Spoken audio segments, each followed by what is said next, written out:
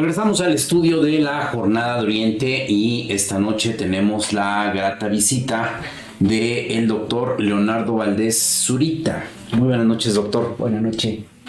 El doctor Leonardo Valdés Zurita es economista por la Universidad Anáhuac, doctor en sociología por el Colegio de México, pero sin duda alguna lo que más destaca, lo que más le distingue es que fue el último consejero presidente del ya extinto Instituto Federal Electoral. Así es. En sus manos estuvo pues una elección muy importante que fue la elección presidencial de 2012.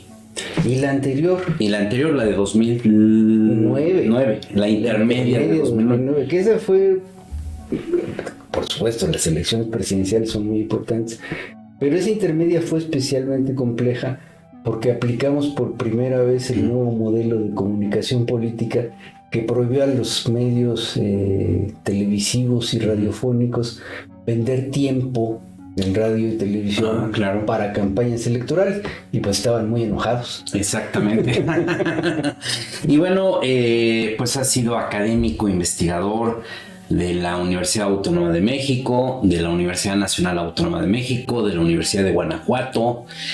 También ha sido investigador, bueno, del Colegio de México, y desde 2015 es parte de la planta académica del Instituto de Ciencias de Gobierno y Desarrollo Estratégico de la Universidad Autónoma de Puebla. Es el instituto más joven de la máxima casa de estudios del estado de Puebla. Actualmente ya es profesor titular en este instituto.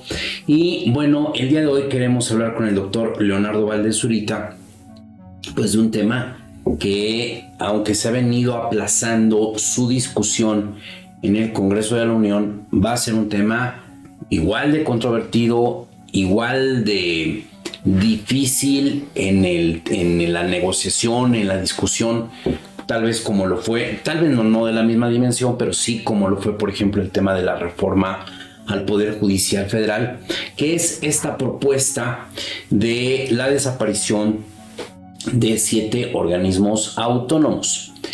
En la misma dinámica que pasó con la reforma al Poder Judicial Federal, fue un planteamiento que se hizo desde el gobierno del presidente Andrés Manuel López Obrador. Yo recuerdo que más o menos habrá sido como en el 4º año de gobierno cuando él hace esta definición de que hace una muy fuerte crítica a los 7 organismos autónomos y dice: la opción es vamos a desaparecerlos y que sus funciones sean integradas al gobierno federal. Desde entonces surge esta propuesta, pero en ese momento, en esos años, no le daba la mayoría a la 4T, a los legisladores de la 4T. No solo eso, perdón que corrija.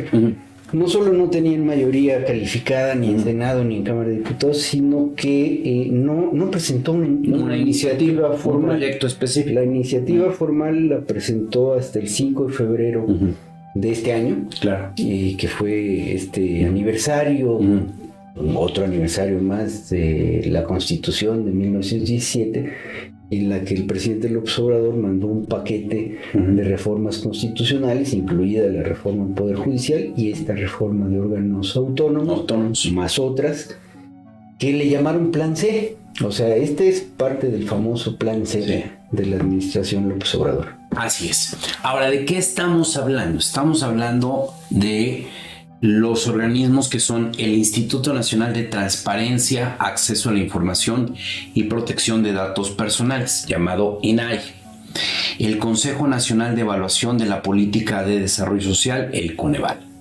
la Comisión Federal de Competencia Económica, COFESE, el Instituto Federal de Telecomunicaciones, el IFT, la Comisión Nacional de Mejora Continua de la Educación, la Comisión Reguladora de Energía, el CRE, y la Comisión Nacional de Hidrocarburos, la CNH. Estos son los 7 organismos que se ha planteado su desaparición y que sean ahora, pasen a formar parte del gobierno federal. Esta semana hubo una reunión de los consejeros de los comisionados del Instituto Nacional de Acceso a la Información y Protección de Datos Personales, que son los que han estado más activos ahí buscando que no avance este proyecto. Se reunieron esta semana con Ricardo Monreal Ávila, el coordinador de la bancada de Morena en la Cámara de Diputados, y después de esta reunión Ricardo Monreal aplazó una semana la discusión de este tema. Iba a iniciar este miércoles, es decir, ayer, y se está ahora programando para el miércoles de la próxima semana. Ha surgido por ahí una especulación que dice que si esto no pudiera ser un aplazamiento de más largo plazo, pero pues no hay ninguna definición al respecto. Ahora, sobre este tema, pues hay posiciones muy encontradas. A ver, la iniciativa que se ha planteado desde el gobierno, primero en esta que presentó el presidente López Obrador y que ha sostenido la presidenta Claudia Sheinbaum, se plantea que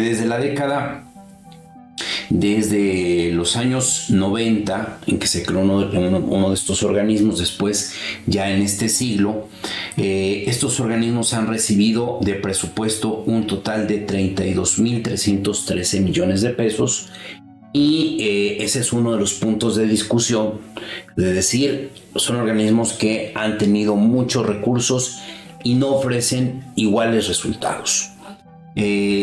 Otro planteamiento que se ha hecho en esta iniciativa es plantear, dice, no se han consolidado como entidades técnicas e imparciales, sino que han garantizado intereses privados, pues incluso en varios casos el objetivo de los organismos fue para cooptar núcleos académicos, políticos, económicos y de representación social. Ese ha sido el argumento central para proponer la desaparición de estos organismos y que sean absorbidos una parte por el gobierno federal y otra parte sería absorbido por el INEGI, el Instituto Nacional de Estadística y Geografía. Pero en contraparte han surgido otros argumentos. Por ejemplo, la organización México Evalúa, señala que, por ejemplo, para este año, estos organismos tuvieron asignados un presupuesto de 4.534 millones de pesos, que representa apenas el 0.05% del presupuesto federal, y por lo tanto México Evalúa considera que realmente no es una carga de fuerte impacto a las finanzas públicas y que no habría como este argumento de decir que generan una sangría al erario. Luego otras posiciones, por ejemplo, Eduardo Bojorquez, director de Transparencia México. Él ha dicho que en el caso de el INAI sería muy grave que desapareciera, porque entonces, al no existir la Plataforma Nacional de Transparencia, entre otras cosas, se podrían perder 15,000 millones de datos públicos y que habría un retroceso en México en lugar de un avance.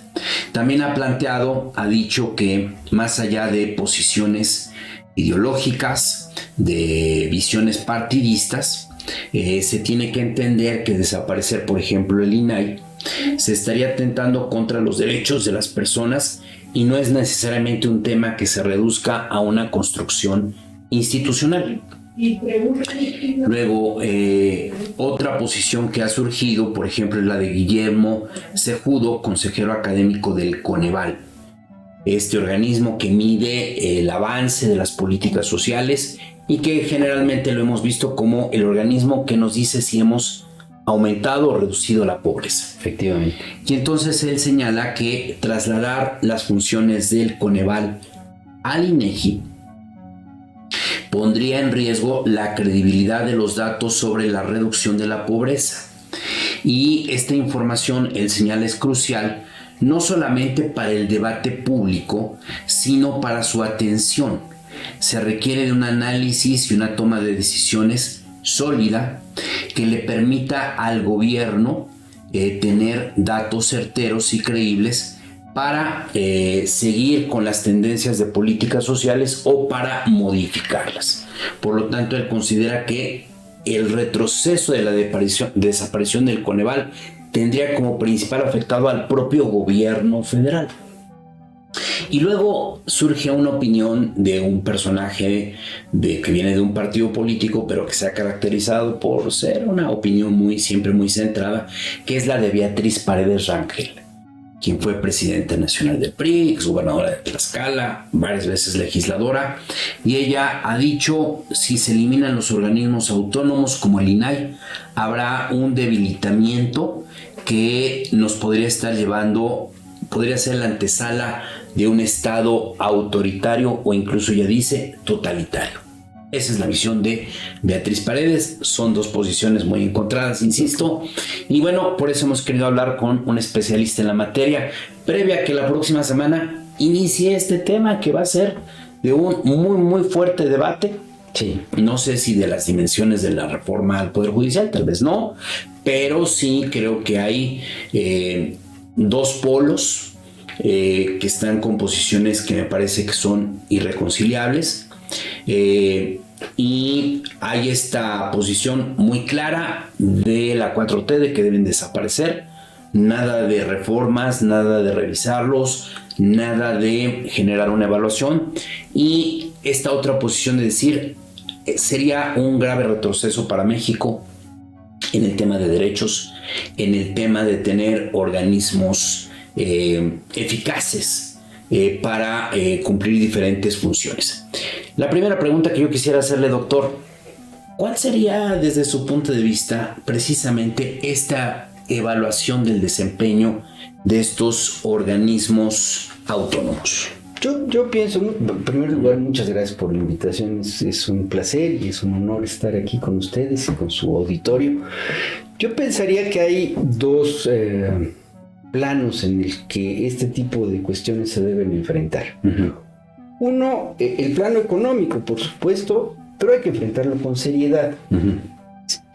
Hay que evaluar si ese 0.05% del presupuesto de egresos de la nación, que es en realidad muy poco dinero para lo que gasta México, lo que gasta el gobierno de México, se ha usado bien o se ha usado mal.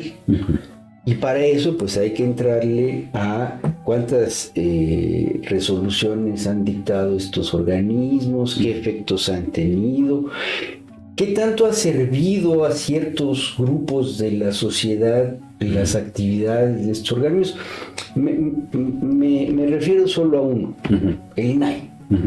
En su aspecto no de protección de datos personales, que es muy importante y que nos defiende a todas y todos los mexicanos, sino en el aspecto de transparencia, que fue como originalmente se creó en el año 2000. ¿Quiénes han sido los principales usuarios del INAI?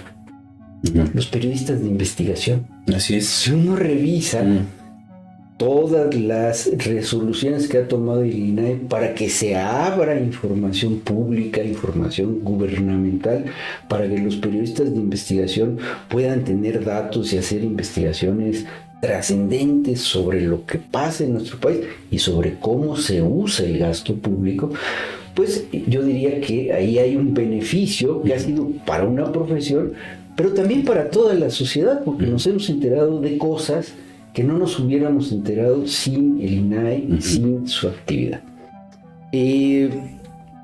La Comisión de Competencia Económica, pues habría que estudiar si el dinero que se ha invertido ahí ha sido útil para que regule la competencia económica, para que evite los monopolios, para que conduzca las situaciones para que los consumidores tengamos diversas opciones sobre muy diversos productos. El Instituto Federal de Telecomunicaciones, que surgió luego de aquella reforma que le prohibió a los medios vender tiempo en radio y televisión. La de 2009. La de 2009, la que se aplicó en 2009, y que lo que hizo fue traer del gobierno federal el espinoso tema de las concesiones.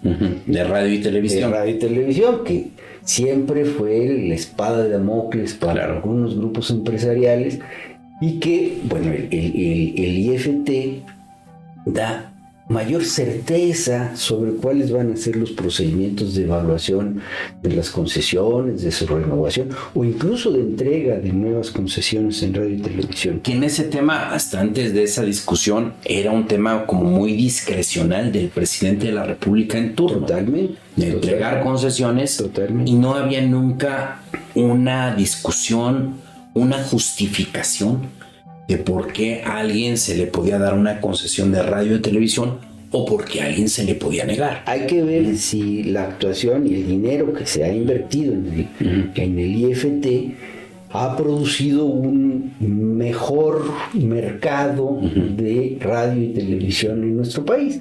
Incluso ahí entraría el debate de la regulación de plataformas, tendría que estar más regulado el espacio de las plataformas o no, en fin, no es un tema fácil, claro, pero pienso que el IFT ha hecho un trabajo profesional en esa materia, en el marco de sus facultades jurídicas. Ya se refirió usted al Coneval.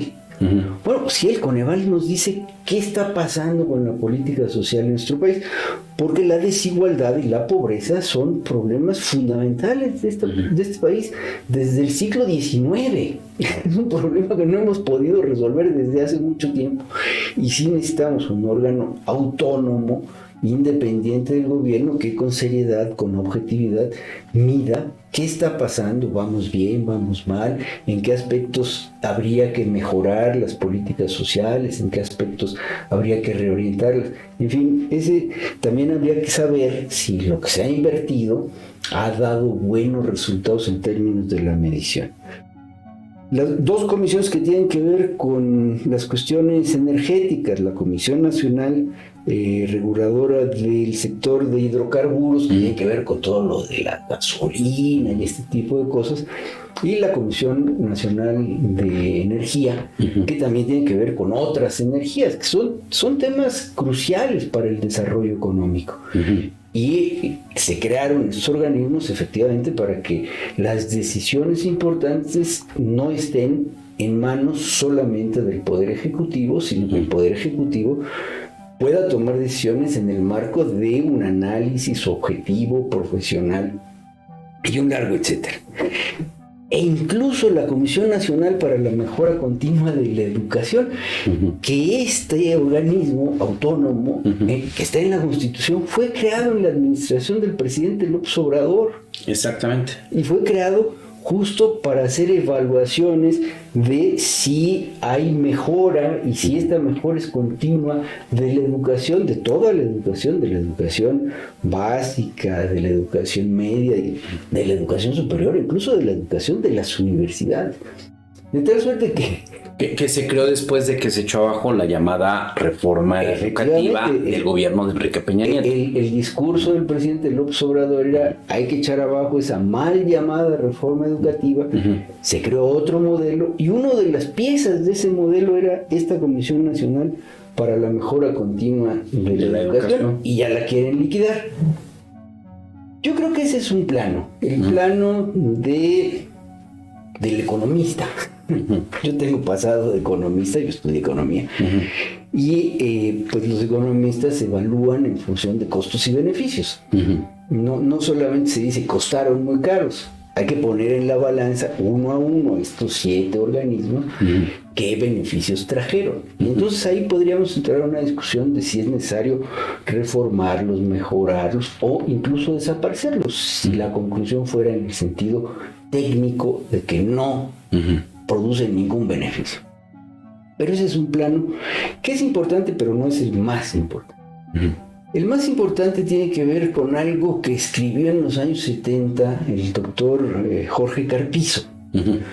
En su famoso libro sobre el presidencialismo mexicano, Jorge Carpizo dijo que el presidente mexicano era muy poderoso porque tenía facultades constitucionales y metaconstitucionales. Se hizo famoso ese planteamiento. Sí, exactamente. Y sobre todo investigamos y desarrollamos un debate muy importante acerca de cómo se le fueron disolviendo al presidente las facultades metaconstitucionales, que eran básicamente 2. ser dirigente de su partido, que era un partido hegemónico, y tomar el presidente las decisiones de quiénes eran los candidatos a gobernadores, a diputados, a senadores, e incluso la decisión de quién era su sucesor. Era el gran elector. Era el gran elector.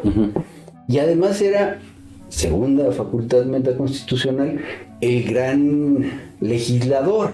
Claro. Porque eran las iniciativas del presidente las que se aprobaban en la Cámara de Diputados, en la Cámara de Senadores, porque su partido tenía mayoría calificada incluso para modificar la Constitución.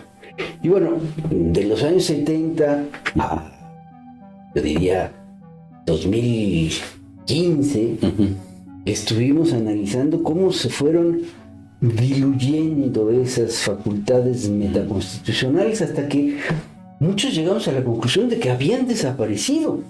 El presidente ya no era jefe de su partido, ya no era el gran legislador, los gobiernos eran divididos, el partido del presidente no tenía mayoría en Cámara de Diputados, no tenía mayoría en Cámara de Senadores, tenía que negociar con los grupos parlamentarios de las oposiciones. O sea, estábamos viviendo en democracia. Incluso llegaban a surgir candidatos a veces que no necesariamente tenían una empatía con el presidente en turno, ¿no? Efectivamente, y había luchas internas, cosas muy quizá más sonada y más grave por sus consecuencias fue la elección presidencial del 94, en donde al candidato del presidente lo asesinan. Exactamente. Y surge otro candidato que no es el candidato del presidente. Y que llega a una ruptura muy directa, muy clara, abierta con su antecesor. Entonces, digamos, con Carlos Salinas. Como que nos engolosinamos analizando cómo fueron desapareciendo las facultades metaconstitucionales. Pero lo cierto es que las facultades constitucionales también fueron disolviéndose lenta pero paulatinamente, justo con la creación de estos órganos autónomos. Estos órganos autónomos lo que hicieron fue sacar facultades del poder ejecutivo para ponerla en manos de organismos técnicos autónomos. Hay hay tres, que son icónicos. Que yo diría que hay que poner atención en ellos. Primero, el Banco de México. Al Banco de México se le dio autonomía en la política monetaria para que las decisiones que inciden sobre la inflación no estén en manos del presidente de la República o de la Secretaría de Hacienda, sino en manos de un órgano autónomo que decide las tasas de interés, que toma decisiones muy cuidadosas, muy difíciles, para evitar que se generen procesos inflacionarios como los que vivimos en el pasado, cuando las tasas de interés las decidía la Secretaría de Hacienda. La famosa caída el colapso de la economía mexicana de diciembre de 1994, pues es eso. El secretario de Hacienda tomó una decisión equivocada en términos de fluctuación del peso y entonces se derrumbó la economía mexicana. El Banco de México ha demostrado que, siendo un organismo autónomo, cuidadoso, discreto, ha logrado mantener la inflación. El segundo, la Comisión Nacional de los Derechos Humanos, fue el segundo gran organismo autónomo que se creó para defendernos a las y los ciudadanos de los atropellos que cometen las autoridades gubernamentales. Con mucha frecuencia, las policías, los cuerpos de seguridad y otras autoridades cometen atropellos sobre nuestros derechos como ciudadanos, sobre nuestros derechos humanos. Se elevó a rango constitucional la orientación de derechos humanos en el artículo 1 de la Constitución para proteger nuestros derechos humanos, no solamente los que están en la Constitución, sino incluso los que están incluidos en los tratados internacionales de los que México forma parte. Y la Comisión Nacional de Derechos Humanos tiene la obligación de velar por eso. Habrá que decirlo que a últimas fechas no lo ha hecho bien. Que fue una discusión que se dio ahora, que se renovó y que se evaluó los 5 años de desempeño de Rosario Piedra Ibarra. Trae un 80 y tantos % de incumplimiento, de falta de atención a demandas que se han presentado. Y hay una serie de temas muy importantes de violación a los derechos humanos a los que esta Comisión de Derechos Humanos no le ha entrado. Pero bueno, la reeligieron. ¿Por qué? Porque tienen mayoría calificada en el Senado de la República. 3. Lo que fue el Instituto Federal Electoral y hoy es el Instituto Nacional Electoral. ¿Qué fue lo que hizo ese organismo autónomo? ¿O por qué nació ese organismo autónomo? Pues porque antes las elecciones las organizaba el gobierno, la Secretaría de Gobernación, el secretario de Gobernación, los secretarios de gobierno de los estados presidían los órganos electorales y ellos decidían dónde se instalaban las casillas, cómo se actualizaba el padrón electoral, quiénes recibían la votación, cómo se contaban los votos, cómo se llenaban las actas y al final quién ganaba las elecciones. Que eran comisiones electorales, que incluso tenían ese término. Exactamente, las presidía la federal, la presidía el secretario de Gobernación y las estatales, los secretarios de gobierno. Justo eso pues no provocaba confianza en la equidad de la competencia, en la imparcialidad del órgano electoral, y se tuvo que crear primero el Instituto Federal Electoral, luego los institutos estatales electorales, y ahora ese sistema, que es un sistema grande, complejo, del Instituto Nacional Electoral y los organismos públicos locales en materia electoral. En el plan C venía una reforma electoral también que desaparece ese sistema. Cambia el INE, desaparece los OPLES y se va a esta, perdón que así la califique, demagógica propuesta de que los consejeros del INE sean electos por voto público. El mismo planteamiento de los ministros, de la reforma judicial, jueces, magistrados. A mí me parece que eso es un error, porque pone en manos del partido mayoritario la elección del árbitro electoral. O sea, estaríamos regresando no a algo igual a lo que teníamos antes de la transición democrática, pero algo similar, en donde efectivamente el órgano electoral ya no es un órgano autónomo, imparcial, que da garantías de equidad en la competencia, imparcialidad en la competencia, sino que puede ser parcial a favor de uno de los entes que está en disputa en las elecciones. Esas facultades constitucionales que se fueron diluyendo, pues ahora podrían ser revertidas, porque usted, como bien usted dice, las funciones que desarrollan esos 7 organismos que ahora desaparecerían, serían reabsorbidas por el Poder Ejecutivo. Por ejemplo, el tema de la transparencia, se va a la Secretaría de la Función Pública. ¿Qué confianza se puede tener que una dependencia gubernamental abra archivos gubernamentales para saber información sensible sobre cómo se gasta el recurso público, en fin? Información muy sensible, muy delicada para el propio gobierno que esté en funciones. Claro, pero muy importante. Que siempre es lo que más se demanda, está pidiendo cómo está gastando el gobierno actual. Pero muy importante justo para eso, para que la sociedad tenga información, norme sus criterios de cómo está tomando decisiones, y los medios de comunicación nos informen con objetividad, con transparencia, de qué está pasando con algo tan importante como el uso de los recursos de los que nosotros somos propietarios, porque el dinero no es del gobierno. El dinero del gasto público es dinero que nosotros aportamos con nuestros impuestos. Claro. Incluso a veces ni siquiera nos damos cuenta.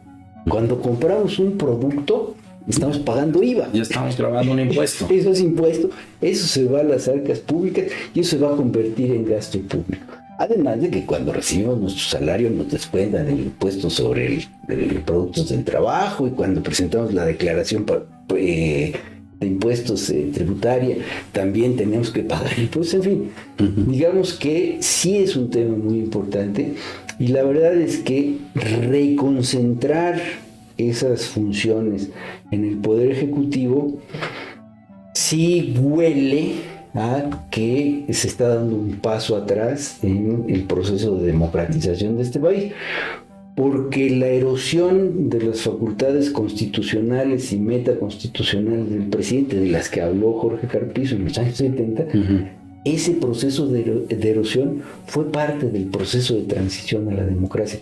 La transición a la democracia no fue solo electoral, que la gente pudiera votar en libertad y que se pudiera producir alternancia en los gobiernos.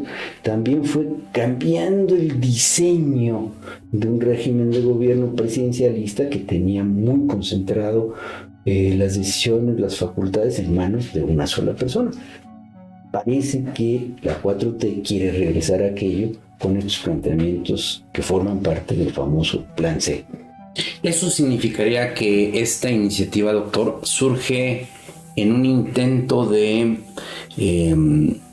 volver a acumular poder por parte de la presidencia de la República? Digo, hay quienes incluso han venido en este debate de los organismos autónomos, sobre todo los que se han opuesto, las voces que se han opuesto a la desaparición, han señalado, uno de los argumentos que han señalado es decir, estos organismos no nacieron para acotar o para reducir el poder de la presidencia, sino surgieron para otorgar derechos. Pero ¿cuál sería el sentido? ¿Por qué surge esta oposición del presidente López Obrador a estos organismos? Porque estos organismos sí tienen esas dos funciones. Sí le dan derechos a la ciudadanía, porque los ciudadanos son los usuarios de sus servicios. De transparencia, de regulación de energía, de telecomunicaciones. Algunas son a lo mejor servicios menos directos y menos inmediatos para el grueso de la ciudadanía. Pero están ahí justo para eso, para servir a la ciudadanía. Pero además para hacerlo con autonomía, con profesionalismo, con objetividad. Son los requisitos que se ponen frente de este tipo de organismos. Y al hacer eso, al proteger los derechos de las y los ciudadanos, pues se ponen enfrente de quien tiene el poder.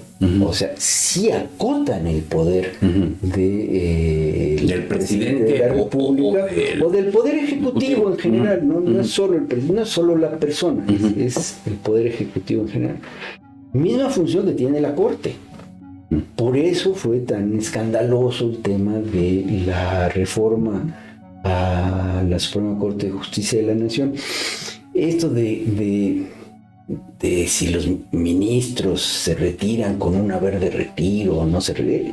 En realidad, si lo llevamos a términos de presupuesto de egresos de la Federación, también estamos hablando de menos de un punto porcentual. O sea, estamos hablando en términos de monto que, dicho sin referencia relativa, pues parece mucho dinero. Sí, incluso esto de que la elección del próximo año va a costar 13,000 millones de pesos, que es lo que está pidiendo el INE, suena muy grande.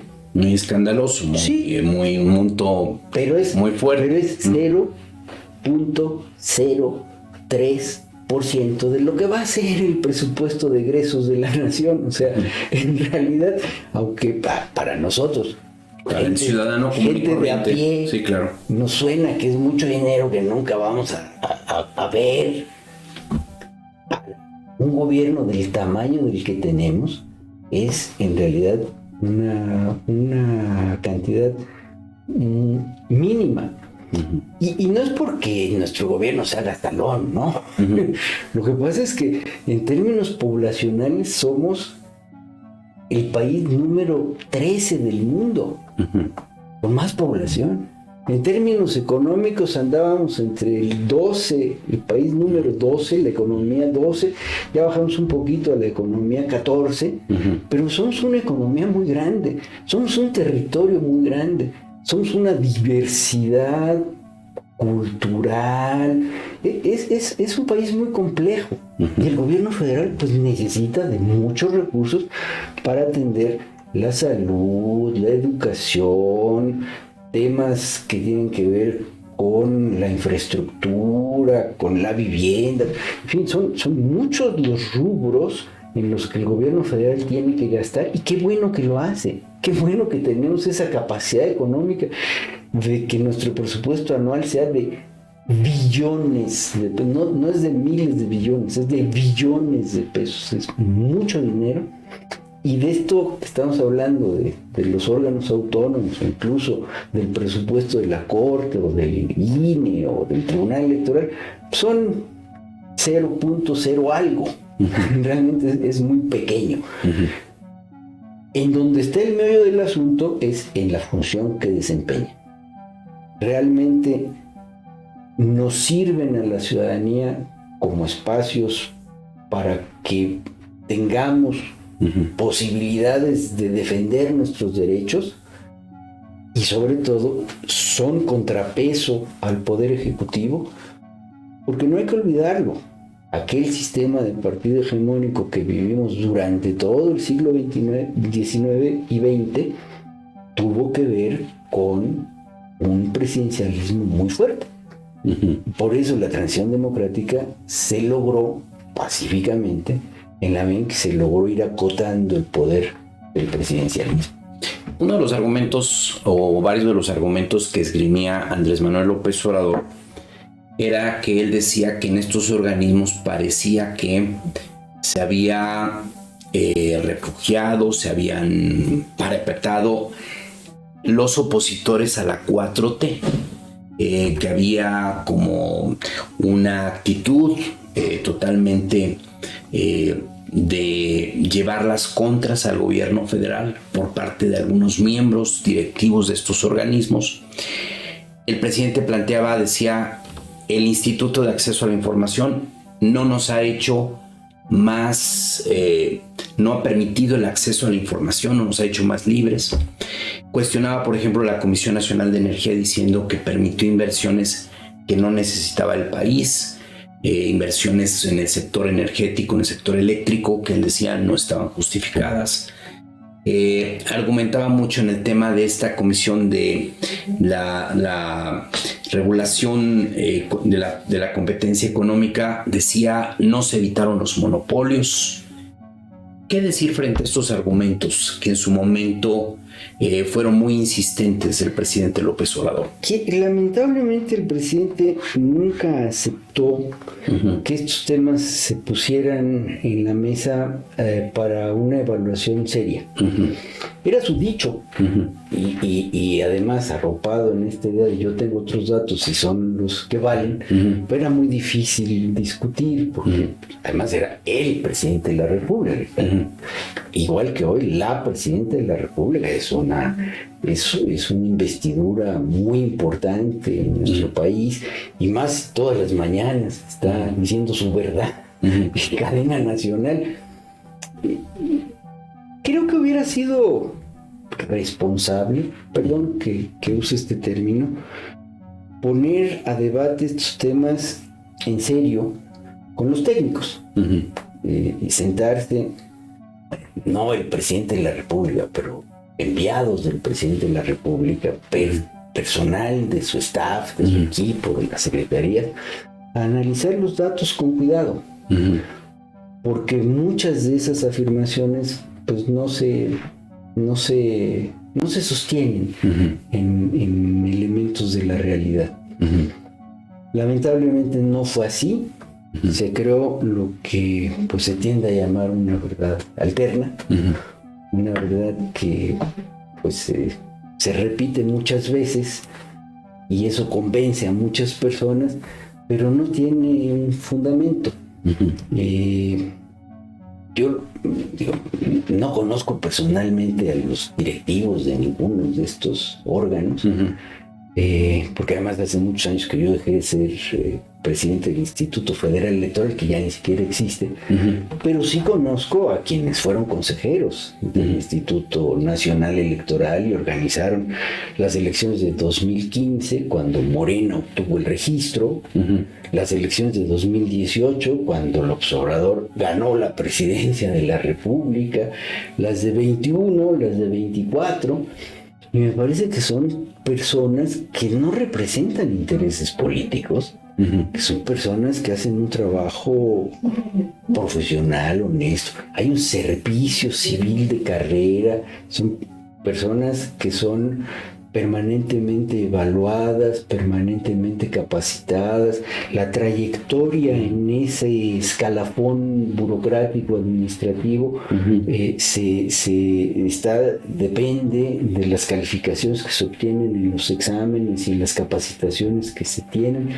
De tal suerte que de ese organismo, que sí lo conozco, que tuve el honor de presidirlo, la verdad es que está muy lejos de la verdad plantear que los directivos eran adversarios del proyecto de la 4T. La 4T se registró, o el partido de la 4T se registró, Morena, y el partido de la 4T llegó al poder con un Instituto Nacional Electoral que ahora se quiere cambiar, porque pues, hay la idea de que debieran estar mejor alineados con ese proyecto histórico. A mí me parece que es un error político, en términos de que puede producir un retroceso en la vida democrática del país. Y eso sería grave porque nos costó mucho trabajo, nos costó mucho esfuerzo económico, por supuesto, pero también político, de concertación, de tomar acuerdos, mucha inteligencia constitucional, legal, mucha construcción institucional para que funcionaran estos organismos.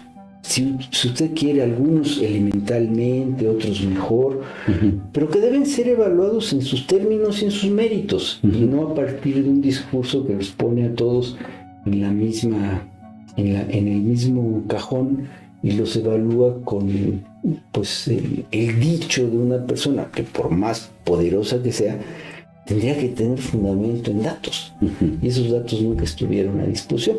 Y me temo que en el debate parlamentario tampoco están a disposición esos datos. Tenemos otra vez grupos parlamentarios que están acatando instrucciones del Poder Ejecutivo. Doctor, ¿qué tanto abonó a esta visión muy, muy crítica, muy dura hacia los organismos autónomos el hecho de que cuando llegó a su fin su periodo de Lorenzo Córdoba Vianello al frente del Instituto Nacional Electoral, él inmediatamente se incorpora a un medio de comunicación como es Latinus, que ha sido un medio muy crítico, muy duro, con una tendencia muy dirigida siempre a cuestionar en su época al presidente López Obrador, a la 4T, a todo el proyecto de izquierda, y que él se incorporara inmediatamente a las filas de ese medio de comunicación y que se viera como si Lorenzo Córdoba Vianello se incorporara a la oposición política. Eso ayudó, eso vino a, digamos, a empujar esta posición radical hacia los organismos autónomos. A mí me cuesta trabajo poner la situación en esos términos, porque la Constitución dice que los altos funcionarios electorales y otros también de la Secretaría de Hacienda, incluso los ministros de la Corte, tienen veda. Los funcionarios electorales no se pueden incorporar, porque así lo dice la Constitución, durante los 3 años posteriores a su encargo a un gobierno, porque ellos participaron en el proceso en el que fue electo ese gobierno. Los ministros de la Corte, después de terminar su encargo, no pueden litigar a favor de empresas o personas que pudieron haber sido afectadas o favorecidas por las decisiones que tomaron. Los funcionarios de carrera de la Secretaría de Hacienda también tienen veda legal para incorporarse a empresas después de un tiempo. En fin, eso está en la Constitución. si dijéramos, es que Lorenzo Córdoba se incorporó a la Secretaría de Gobernación como subsecretario de Gobernación, pues estaría violando la Constitución. O si o a la dirigencia de un partido. O dijeran, fuera candidato. El candidato tampoco puede ser, también ahí hay veda. Pero se incorporó a la dirigencia de Morena.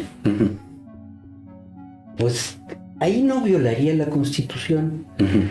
Pero sería pues muy mal visto, mensaje. Muy mal digerido. Muy mal mensaje porque Morena es un actor político. Claro. Un medio de comunicación por plataforma no es un actor político, por más crítico que sea. La verdad es que alguien dijera, es que Valdés, que fue presidente del IFE, ya estuvo en la jornada, entonces ya está tomando cierta orientación política, pues creo que podríamos decirle, óigame, no. Claro. Es un académico que tiene cosas que decir y que se le invita porque tiene cosas que decir. Creo que es el caso de Lorenzo. Pero el problema, y esto es algo que pues también a lo mejor es producto de la transición a la democracia, producto no deseado, es que en el actual régimen hay una alta polarización. O estás conmigo o estás contra mí. Es blanco o negro. Es blanco o negro. No hay grises, no hay tonalidades. No hay tonalidades. Y eso daña. Daña a la democracia. Porque la democracia es un espacio en el que podemos debatir. Y en algunas cosas podemos estar de acuerdo y en otras cosas podemos no estar de acuerdo. Por ejemplo, usted citaba a la ex senadora Beatriz Paredes. Ella fue presidenta del PRI cuando yo era consejero presidente del Instituto Federal Electoral. Mira. Y hubo muchas cosas en las que pues yo no estaba de acuerdo con lo que representaba y los intereses que tenía la presidenta del PRI. Aprobamos resoluciones en las que multábamos al PRI porque había cometido alguna infracción, no había entregado información de su presupuesto, lo que había gastado. Pero había otros temas en los que pues ella como presidenta del PRI tenía razón en lo que estaba planteando. De tal suerte que esa es la democracia, que tengamos una pluralidad de opiniones que se puedan confrontar y que podamos estar de acuerdo en lo que coincidamos y podamos discrepar con respeto en lo que no estemos de acuerdo. No todo es negro, no todo es blanco, hay una gama de grises impresionante y los demócratas deben de aceptar que hay pluralidad de opiniones. Y creo que el problema que estamos viviendo en este régimen que empezó en 2018 es que hay mucha tendencia a la polarización. O estás a favor o estás en contra. Y a Lorenzo pues lo pusieron en el cajón de está en contra y ¿qué tal que se hubiera venido a colaborar a la jornada? Seguramente no lo hubieran criticado. No tendrían la misma visión. Claro. Una última pregunta, doctor, para cerrar el tema, darle una definición final. Usted ya mencionó hace unos momentos que sería una regresión democrática el desaparecer estos organismos. Pero usted compartiría esta opinión de que esto puede ser la antesala de un Estado autoritario, de un Estado totalitario, por ejemplo, como dice Beatriz Paredes. Ahí yo discrepo. Yo creo que el totalitarismo es algo que está más allá. Cuando en ciencia política hablamos de totalitarismo, estamos hablando de la URSS, en donde la Constitución decía, aquí existe un solo partido político y se llama Partido Comunista de la Unión Soviética, y el que no esté de acuerdo no tiene nada que hacer. Eso es totalitarismo. Y lo estudió Juan Lins, lo estudiaron muchos autores. Lo que actualmente se está estudiando es, a nivel de política comparada, es el proceso de autocratización, que no es una categoría que quepa fácilmente en esta idea de totalitarismo, autoritarismo, que tienen un fuerte ingrediente ético. Y yo entiendo que la ex senadora Beatriz Paredes, a quien si ve el programa, que le mando un caluroso saludo, le recuerdo con mucho afecto, es dirigente político y está planteando en esos términos autoritarismo, totalitarismo por la carga ética que tienen. Son malos. En la literatura de política comparada se ha estado construyendo la noción de autocracia, que no es exactamente ni totalitarismo ni autoritarismo, sino son estos sistemas, algunos los llaman híbridos, en donde hay elecciones, en donde los gobernantes incluso llegan al poder por elecciones auténticas, pero tienden a concentrar el poder, tienden a disminuir contrapesos, tienden a, construir una ruta de gobierno en donde solo ellos tienen razón y solo ellos pueden tomar decisiones. Es la única voz válida. Es la única voz válida. Dejan que se expresen otras voces, pero no se sientan con las otras voces. A la hora de la toma de decisiones es únicamente la voz de ellos. Lo que ellos decidieron, en los términos que ellos decidieron. Y esto está sucediendo en varios lugares del mundo. Hay quien dice que Rusia ya está en una autocracia. Que el señor Putin, que gana elecciones, hay elecciones en Rusia y el señor Putin las gana. Sí, claro. Pero no tiene contrapeso, no hay un poder legislativo que lo limite, no hay una corte que lo limite, no hay organismos autónomos que lo limiten, y va a seguir habiendo elecciones en Rusia. Claro. Y muy probablemente las va a seguir ganando el señor Putin. Que es la gran diferencia con lo que ocurría en la Unión Soviética. Claro, en la Unión Soviética no había pluralidad, no había elecciones, no había voto. Había elecciones, pero con un solo partido político, de tal suerte que sí hay una diferencia entre totalitarismo y autocracia. Y yo sí lamento decir que en términos de la literatura de política comparada, nos estamos enfilando hacia una autocracia. Que eso pueda tener una traducción política más adelante, que lleve a las fuerzas de oposición a hablar de autoritarismo, de totalitarismo, pues también puede suceder. Por eso ya es un discurso político, no es un discurso que surja de lo que hoy está estudiando la ciencia política a nivel internacional. Muy bien. Pues doctor, muy interesante y ojalá que en las próximas semanas podamos seguir platicando de otros temas de la agenda pública de este país. Ha sido pues muy especial que hayamos tenido aquí en estos momentos esta entrevista con el doctor Leonardo Valdés Zurita, el último presidente del desaparecido ya Instituto Federal Electoral. Y un orgulloso profesor del IGRE de la UAP. Del Instituto de Ciencias de Gobierno y Desarrollo Estratégico de la Universidad Autónoma de Puebla, que es el instituto más joven. Por eso no es todavía tan popular, a veces incluso hasta dentro de la propia universidad, pero pues sin duda alguna es un instituto que se está abriendo camino y hemos querido aquí darle en la Jornada de Oriente un espacio a esta voz muy importante de la universidad pública más importante del estado de Puebla. Muchas gracias, doctor. Gracias. Y a usted también muchas gracias por su atención. Nos vemos mañana aquí en las redes sociales de la Jornada de Oriente. Muchas gracias. Darle me gusta y compartir a nuestros contenidos. Y no olvides seguirnos en todas nuestras redes sociales. Síguenos en nuestro canal de YouTube y activa las notificaciones. Puedes hacerlo desde la aplicación o escaneando el siguiente código QR que te llevará directamente a nuestro canal para suscribirte. Mantente informado sobre los acontecimientos más importantes a nivel local, nacional e internacional.